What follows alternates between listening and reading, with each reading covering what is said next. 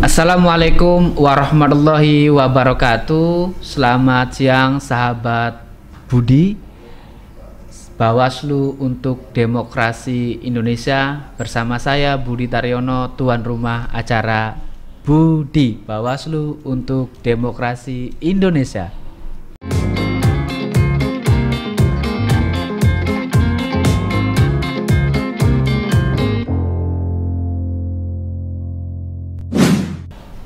Sahabat Budi, hasil konseling antara Komisi 2 DPR RI, pemerintah, Bawaslu RI, KPU RI, DKPP memberikan hasil keputusan bahwa pelaksanaan pemilihan umum tahun 2024 ditetapkan pada tanggal 28 Februari 2024. Sedangkan pelaksanaan pilkada dilaksanakan pada tanggal 27 November 2024. Tentunya hajat pesta demokrasi itu akan diselimuti berbagai banyak dinamika, isu yang berkembang, dan kesiapan dari segi teknis penyelenggara pemilu akan terus menjadi bumbu sebelum pelaksanaan pemungutan suara tersebut. Tentunya menarik dibahas terkait isu apa yang berkembang, dinamika apa yang akan menyelimuti penyelenggaraan pemilu 2024 tersebut. Pemilu pertama kali dilaksanakan serentak dalam 1 tahun, yakni pemilihan umum, pemilih legislatif, pemilih presiden, dan pilkada di tahun yang sama. Untuk membahas itu, sahabat Budi, telah hadir di studio Bawaslu Kabupaten Indramayu, yakni Ketua Bawaslu Kabupaten Indramayu, Bapak Nur Hadi, Sarjana Pendidikan. Selamat siang, Assalamualaikum Pak Ketua. Waalaikumsalam Mas Budi. Gimana kabarnya, sehat? Alhamdulillah. Alhamdulillah agak lumayan sehat lah, walaupun sedikit-sedikit agak kurang sehat. Pak Ketua, menyikapi hasil konseling atau rapat dengar pendapat antara Komisi 2 DPR RI, antara KPU RI, pemerintah, dan juga Bawaslu terkait penyelenggaraan pemilu tahun 2024 dan juga pemilu presiden dan pileg dan juga pilkada di tahun yang sama. Menurut Ketua, idealkah seperti itu atau mungkin bagaimana? Ya, terima kasih Mas Budi. Sahabat Budi sekalian, memang penyelenggaraan pemilu dan pilkada yang akan diselenggarakan di tahun 2024 ini, bicara masalah ideal dan tidak idealnya, kita masih butuh untuk melakukan uji coba, ya, karena sebagai secara bangsa bahwa di tahun 2024 ini kontestasi pemilihan, ya, rezim pemilu dan pemilihan akan diselenggarakan dalam 1 tahun. Bagaimanakah hasilnya? Apakah ideal? Ya nanti tunggu saja. Tetapi yang jelas bahwa semangat pemerintah dalam menserentakkan, ya, tahun politik dalam 1 tahun tersebut tentu ada tujuan-tujuannya, selain agar penyelenggaraan bisa berjalan secara efektif dan juga memperhatikan efisiensi anggaran negara. Tentu dengan diserentakkan dalam 1 tahun, pasti anggaran yang dikeluarkan oleh negara untuk kebutuhan kontestasi politik tersebut, ya, cuma hanya terfokus pada 1 tahun tersebut, dan tinggal 4 tahun berikutnya konsentrasi negara untuk membangun. Artinya dimungkinkan ada sharing anggaran baik dari APBN, APBD provinsi, dan APBD kabupaten kota dalam hal penyelenggaraan pemilu dan pilkada. Nah, kemudian secara kualitas pelaksanaan pemilu dan pilkada yang diserentakkan dalam 1 tahun ini, tentu ini menjadi sejarah baru dan kita buktikan, ya, berdasarkan pengalaman-pengalaman penyelenggaraan pemilu 2019 dan pilkada di 2020. Kenapa? Pelaksanaan pemilu di 2024 nanti tentu penggunaan dasar hukumnya, undang-undangnya juga tidak ada perubahan sebagaimana ketentuan pelaksanaan pemilu di tahun 2019. Artinya ini hanya mengulang saja, ya, mengulang terkait dengan bagaimana meningkatkan kualitas pemilu di tahun 2019 untuk di tahun 2024 dengan dasar hukum yang ada tersebut di Undang-Undang 7 tahun 2017. Begitupun di pelaksanaan pilkada juga masih belum ada perubahan secara signifikan kecuali masalah penyelenggaraan di tengah bencana non alam wabah COVID-19 kali ini. Hanya perubahan bagaimana melakukan penyelenggaraan pilkada di tengah bencana non alam wabah COVID-19. Nah, dan tentunya di pelaksanaan pemilu 2009 tahun pemilu 2024 juga nampaknya wabah COVID ini tidak bisa diprediksi apakah usai atau masih berkembang atau semakin membahayakan, ya, semakin merebak wabah COVID ini. Nah, oleh karena itu ini masih menjadi perhatian pemerintah. Satu sisi bagaimana menyelamatkan hidup masyarakat, ya, di tengah wabah COVID, dan di sisi lain juga pergantian kepemimpinan ini menjadi hak konstitusi, ya, hak konstitusi sebagaimana kita melaksanakan demokrasi konstitusional bahwa pemerintahan harus dibatasi dengan periodisasi waktunya, ya. Nah, dan tentunya menghadapi pemilu dan pilkada 2024 ini bukan hanya menjadi perhatian pemerintah saja, tapi juga masyarakat pun harus menyiapkan diri, ya, terkait dengan dinamika persoalan yang ada ke depan. Nah, seperti itu. Nah, tentunya berkaca di 2020 pilkada itu kita menyelenggarakan pemilu kada di tengah pandemi COVID-19. Ada banyak kekhawatiran, skeptisme yang dirasakan oleh, mungkin juga dilontarkan kritik, pemilu jalan sedangkan pandemi ini lagi luar biasa ganasnya. Apalagi mungkin sekarang ditemukan beberapa varian baru, ya, istilahnya varian virus alpha, beta, delta. Ini mungkin juga menjadi kekhawatiran tapi juga menjadi tantangan.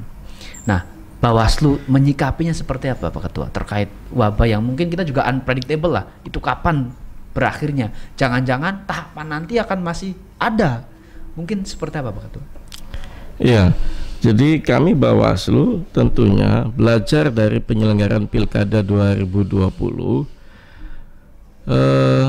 kekurangan secara regulasi terkait dengan pelaksanaan teknis ini masih kurang, ya.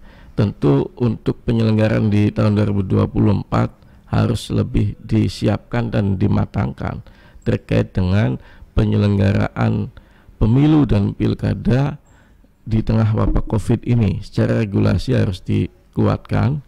Karena apa?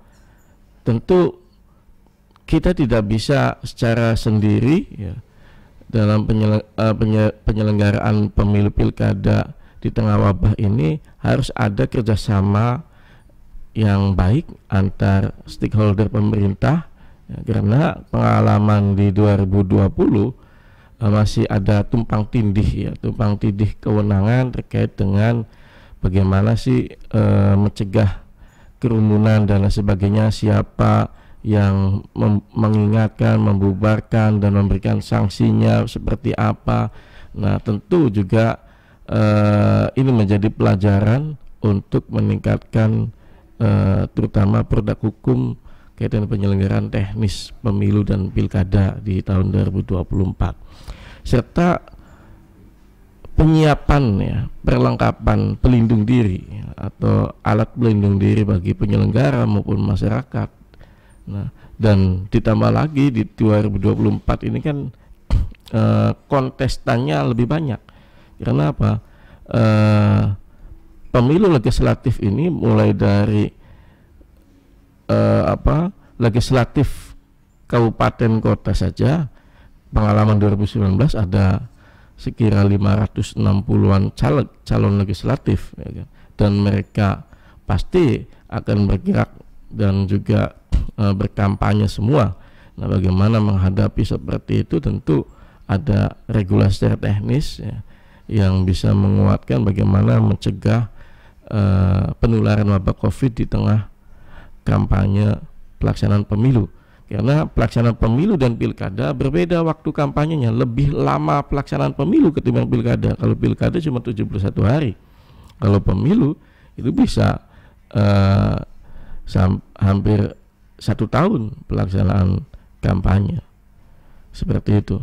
Ya, artinya sebagai pengawas tentunya tidak hanya mengawasi pemilu secara elektoral, tetapi juga kemarin kita berkaca di 2020 juga mengawasi terkait protokol kesehatan.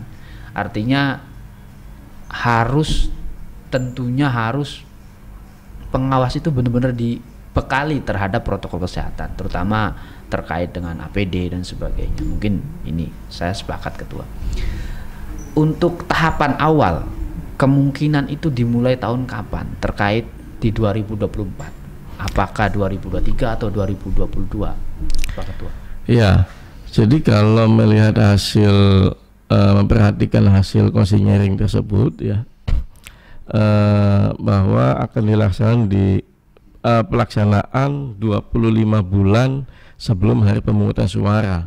Ini sebagaimana ketentuan Undang-Undang 7 2017 pasal 167 ayat 6 bahwa penyelenggaraan tahapan ya, pemilu itu selambat-lambatnya dilaksanakan 20 bulan sebelum pemungutan suara.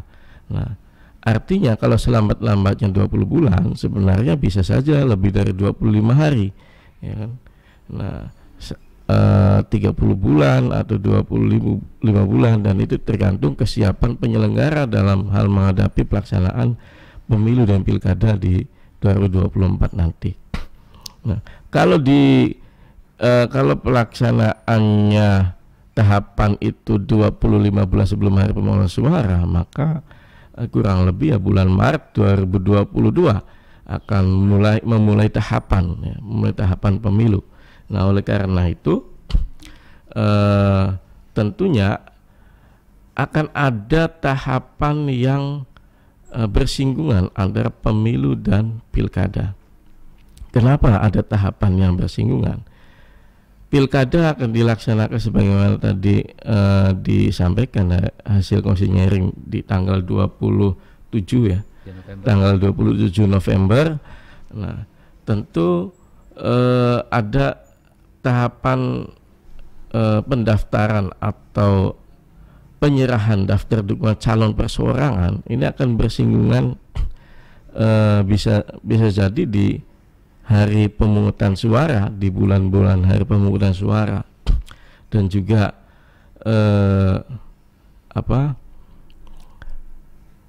ini juga akan menimbulkan gesekan atau singgungan tahapan antara pemilu dan pilkada. Bagi penyelenggara akan disibukkan dalam menyiapkan pemungutan suara, di sisi lain menyiapkan pendaftaran penyerahan daftar dukungan bakal calon perseorangan. Nah, maka ya ini nanti kita harus lebih siap ya menghadapi pemilu dan pilkada di 2024, dan tentu pilkada 2024 1 tahun 12 bulan sebelum pemungutan suara itu sudah siap mulai tahapan. Nah, oleh karena itu kalau pemilu diawali di bulan Maret 2022, kemungkinan untuk pilkada akan diawali di bulan November tahun 2023. Nah, oleh karena itu ya kita harus siap-siap, dan tentu kaitan dengan penguatan penyelenggaraan ada di KPU dan Bawaslu RI bagaimana menguatkan regulasi secara teknisnya. Oke. Nah, mungkin tahapan awal ini kan pasti setiap pemilihan atau pemilu itu ya mungkin bisa dikatakan berjamurnya partai politik yang baru. Nah, betul. tahapan itu apakah partai-partai yang baru tersebut tetap diverifikasi Pak Ketua atau seperti apa? Ya, jadi hasil konsinyering tadi bahwa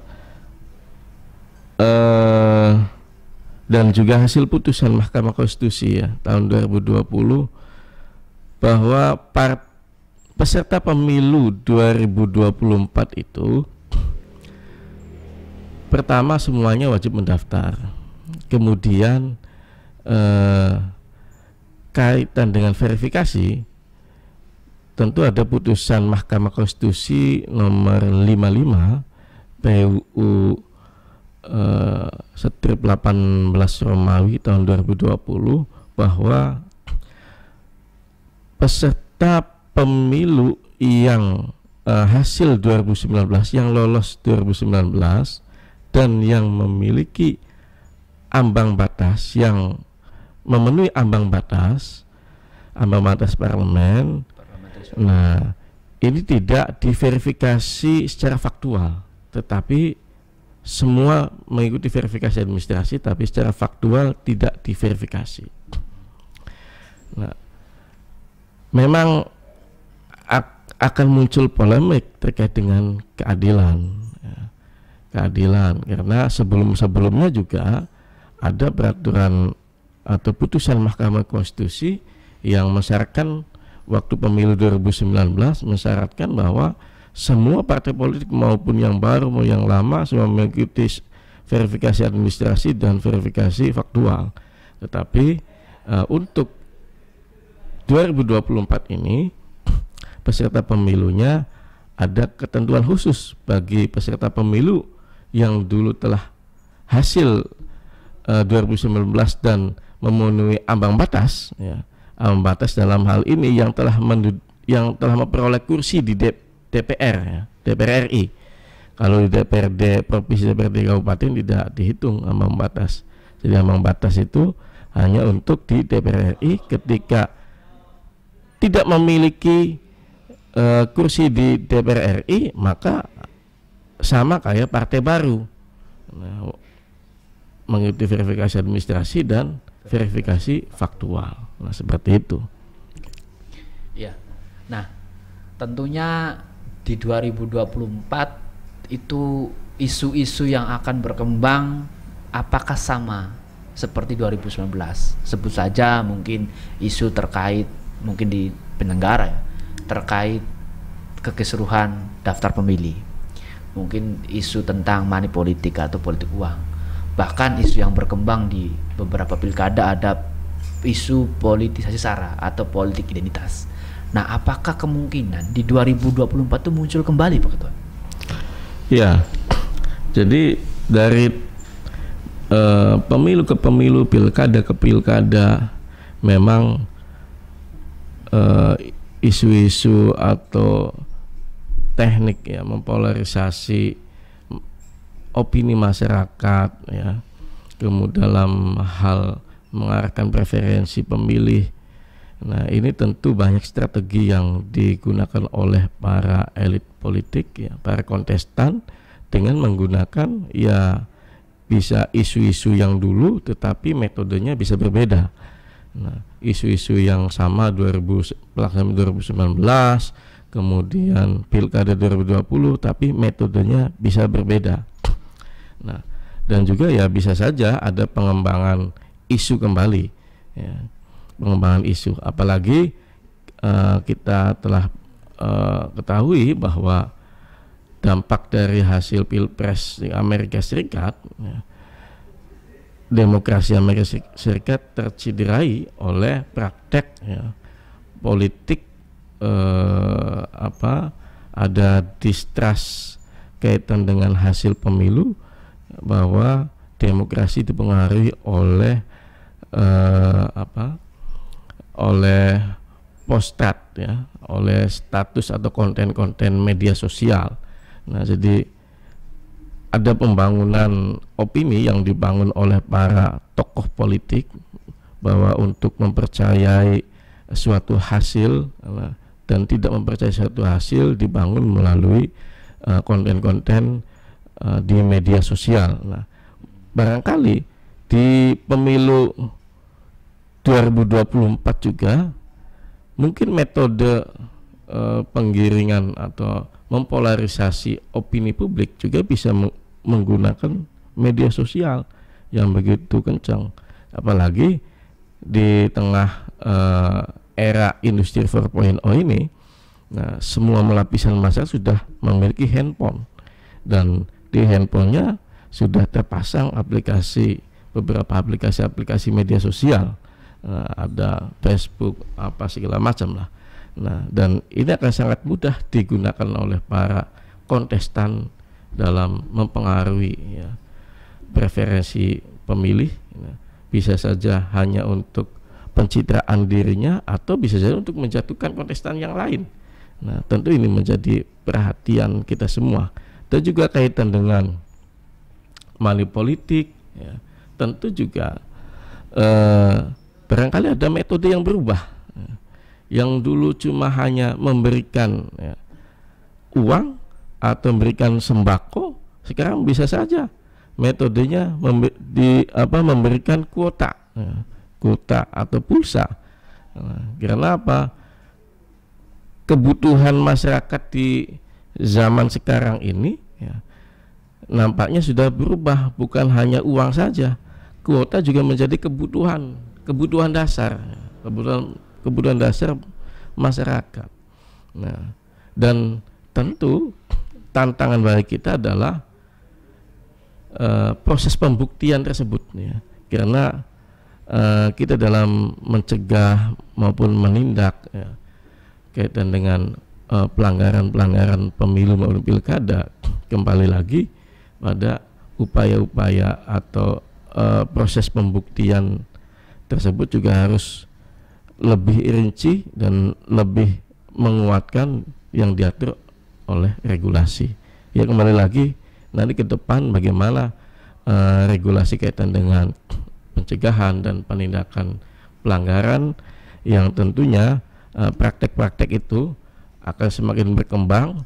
Dan kalau misalkan regulasinya masih konvensional, tidak mengikuti perkembangan zaman, ya mungkin saja pelanggaran politisasi SARA, kegiatan money politik di era yang baru ini, kampanye hitam atau hate speech, ya, ujaran kebencian, nah akan semakin menggeliat ya di media sosial, tapi kita tidak punya perangkat ya, atau alat untuk mencegah ataupun menindak atas pelanggaran tersebut. Oleh karena itu kami berharap ya ke depan Bawaslu RI atau pemerintah bisa lebih meningkatkan atau menguatkan produk regulasi penyelenggaraan pemilu dan pilkada ke depan. Ya, menarik Ketua, terkait tantangan mungkin tadi terkait masalah pembuktian bila mana ada dugaan pelanggaran. Andai kata itu menggunakan tadi istilahnya pembagian melalui pulsa atau kuota, itu mungkin tantangan terbesar juga ya dalam hal pembuktian di kejaksaan atau mungkin di pengadilan dalam hal mungkin menindak dugaan pelanggaran money politik. Selama ini kan kita bisa kalau seandainya sebagai sembako dipoto, ada saksinya, terus ada pengawas atau misalkan masyarakat yang melaporkan, itu kan ada buktinya. Nah, kalau seandainya pulsa dan juga kuota, itu kan mungkin seperti apa nanti dalam pembuktian di pengadilannya, Pak Ketua? Iya. Jadi pulsa kuota ini bersifat privat ya. Jadi hanya pemberi dan penerima saja yang tahu karena masuk handphone kan. Iya. Nah, pemberi juga kecuali voucher. Nah, kalau pulsa atau kuota secara elektronik, nah ini kan sangat privat sekali ya, kita susah untuk melakukan pembuktian. Tetapi kalau voucher itu bisa ada bukti voucher ya kan, yang bisa dijadikan alat bukti. Nah, kalaupun ada masyarakat yang mengaku saya telah diberikan pulsa atau kuota oleh kontestan tertentu, nah, hanya sebatas pengakuan tapi tidak ada barang bukti, apa buktinya, terus benarkah ini dikirim oleh kontestan, atau jangan-jangan kontestan cuma nyuruh kontrak tertentu atau pihak lain, ya, pihak lain yang mentransferkan atau yang mengirimkan kuota. Nah, maka kontestan tidak akan kena di situ. Nah, tapi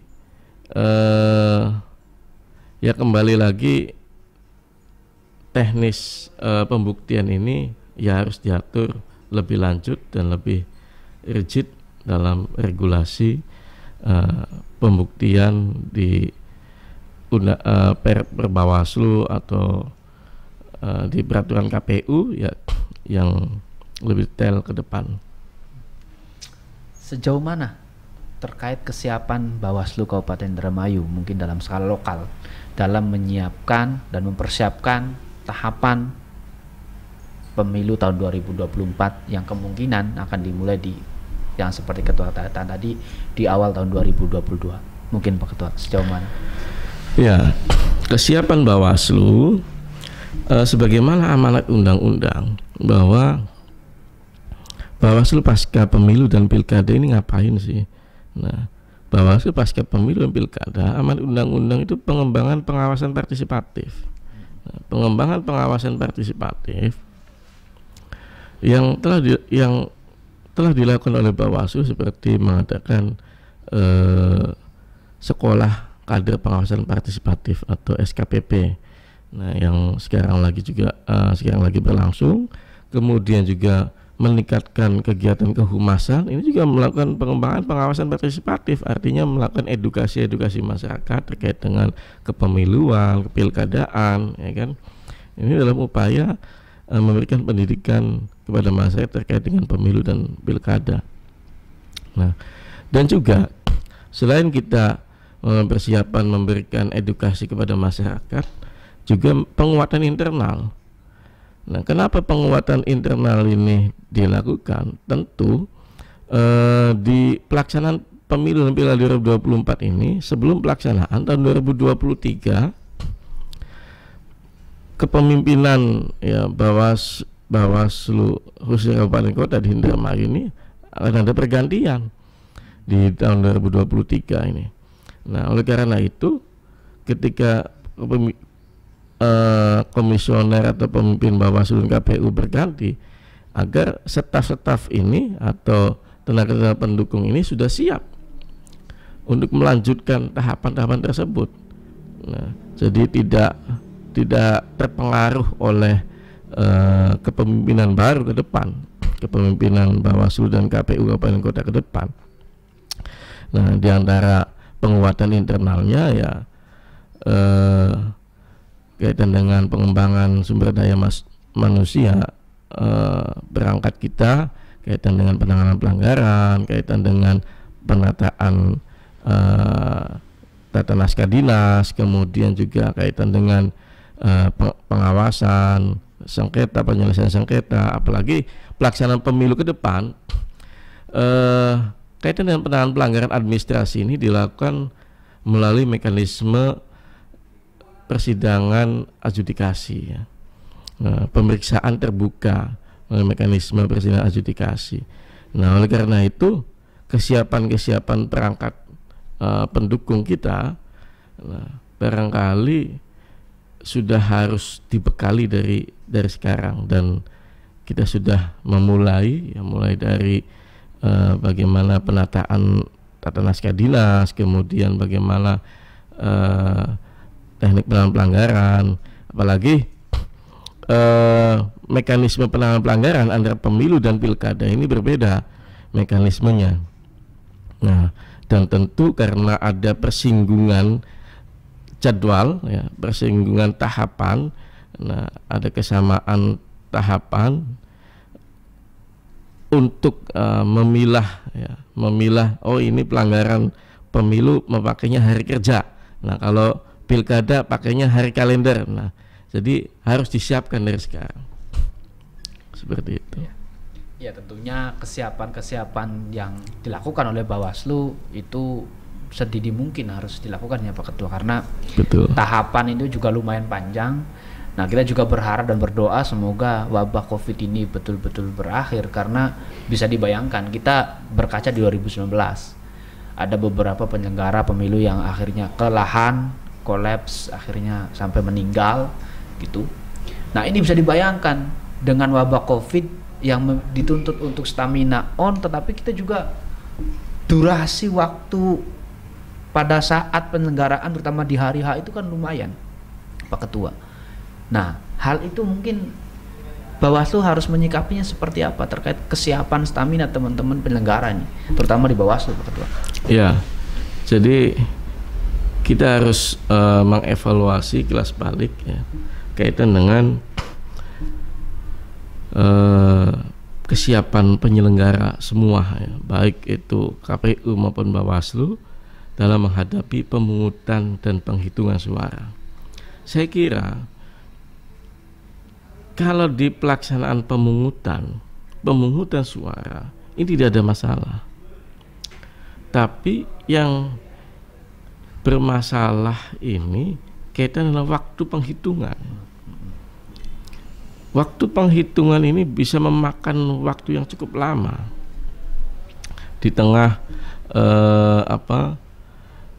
banyaknya saksi peserta pemilu, ada peserta pemilu legislatif, ada peserta pemilu presiden. Nah, berarti ada 2 saksi kontestan. Ya. Apalagi ya nggak tahu lah 2024 berapa jumlah peserta pemilu legislatif ini. Nah, dan tentu selain memakan waktu yang lama, tekanan psikologisnya pun cukup berat. Ya. Oleh karena itu, apalagi di tengah wabah COVID-19, Itu masalahnya. tengah wabah Luar biasa. COVID-19, tengah pandemi COVID-19. Nah, ini yang harus difikirkan bersama. Karena apa? Sesuai dengan amanat undang-undang bahwa pelaksanaan pemilu itu bukan hanya tanggung jawab pemerintah pusat saja, tapi pemerintah daerah sampai pemerintah desa pun juga bertanggung jawab, berpartisipasi untuk mensukseskan penyelenggaraan pemilu. Nah, oleh karena itu, dulu banyak kelelahan, kecapean, maka sejauh mana nanti kami berharap pemerintah daerah pun menyiapkan tenaga-tenaga kesehatan. Minimal 1 desa ada yang sudah siap tenaga kesehatan itu. Nah, kemudian juga kaitan dengan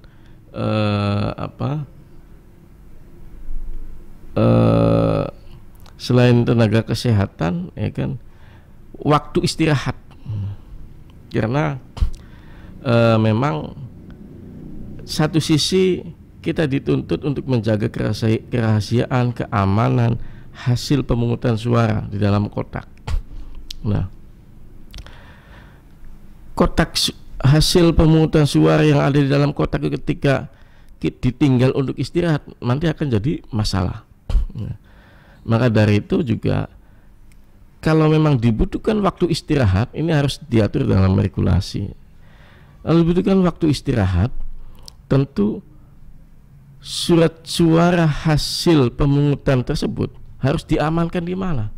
Nah, harus diamankan di mana dan bagaimana menjaga keamanan tersebut, nah, agar kontestan pemilu atau peserta pemilu merasa bahwa ini aman. Nah, kan biasanya kecenderungan para peserta pemilu itu kan kecenderungannya adalah ketidakpercayaan terhadap penyelenggara pemilu. Nah, ketika kotak suara katakanlah dibawa atau diamankan di kantor desa, nanti takutnya ini akan ya kayak zaman-zaman Orde Baru dulu.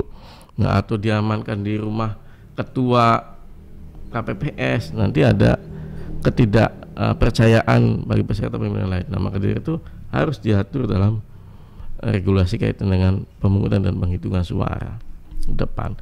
Ya, satu sisi tenaga kesehatan, di sisi lain harus ada peraturan terkait dengan waktu istirahat penghitungan surat suara.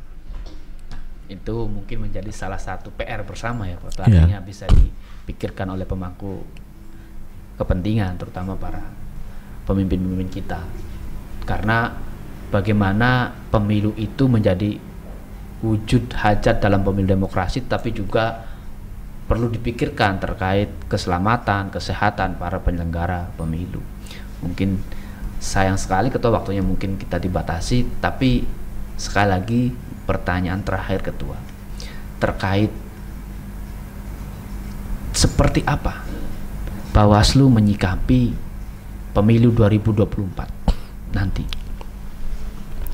Ya, di tahun 2024 ini tentu karena masih ya kemungkinan masih ya wabah COVID ini, karena tadi tidak bisa diprediksi kapan akan berakhir,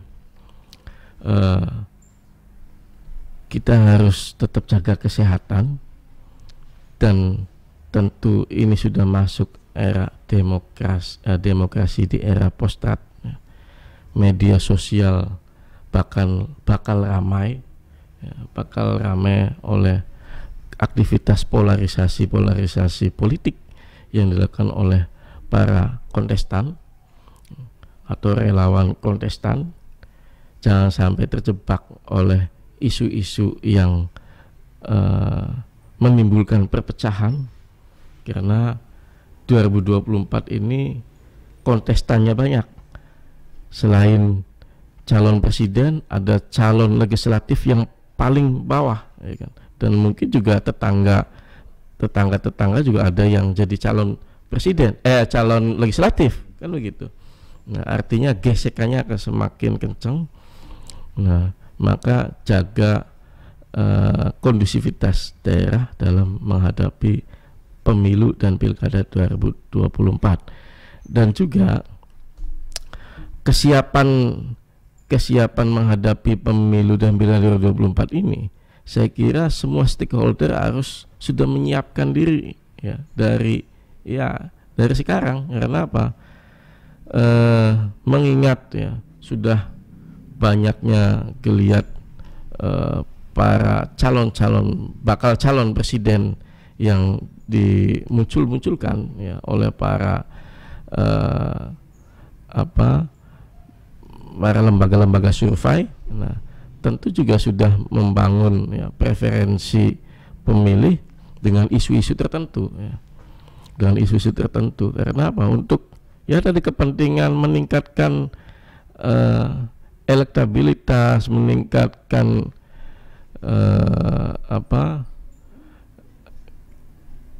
survei ya kan, meningkatkan hasil survei. Tentu juga sudah ada nih polarisasi politik untuk membangun ya preferensi pemilih agar nilai atau tingkat elektabilitas bakal calon tersebut bisa diperhatikan oleh partai politik tertentu. Nah, karena itu tetap jaga kondusivitas daerah dan harus bijak dalam hal bermedia sosial. Nah, itu saja.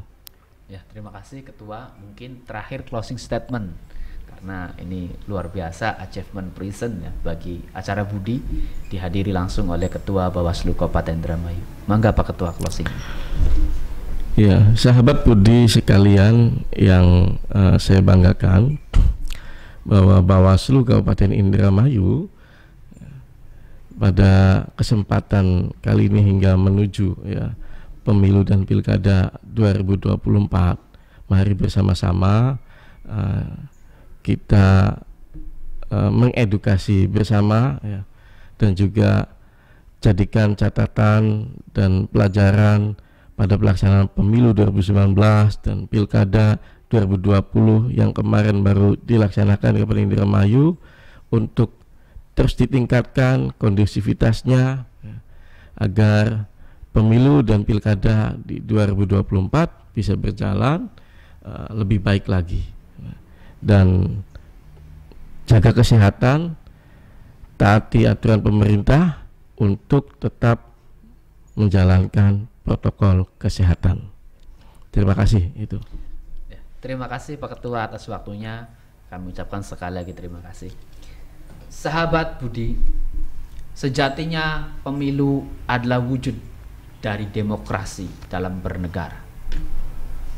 Kualitas pemilu tidak hanya ditentukan oleh integritas penyelenggara, tetapi juga ditentukan dengan kecerdasan bagi para pemilihnya. Tetap jaga kondusivitas. Kita songsong pemilu 2024 dengan saling membangun koneksi bersama, mengingatkan agar protokol kesehatan di seluruh wilayah dapat berjalan dengan baik, sehingga di pemilu 2024 harapan besar kita selain pemilu itu berjalan dengan sukses tanpa ekses, juga wabah pandemi COVID-19 juga hilang di negara kita, Republik Indonesia. Terima kasih atas waktunya. Kita berjumpa di lain kesempatan. Saya Budi Taryono, tuan rumah acara Budi Bawaslu untuk Demokrasi Indonesia, mengucapkan Assalamualaikum warahmatullahi wabarakatuh. Waalaikumsalam warahmatullahi wabarakatuh.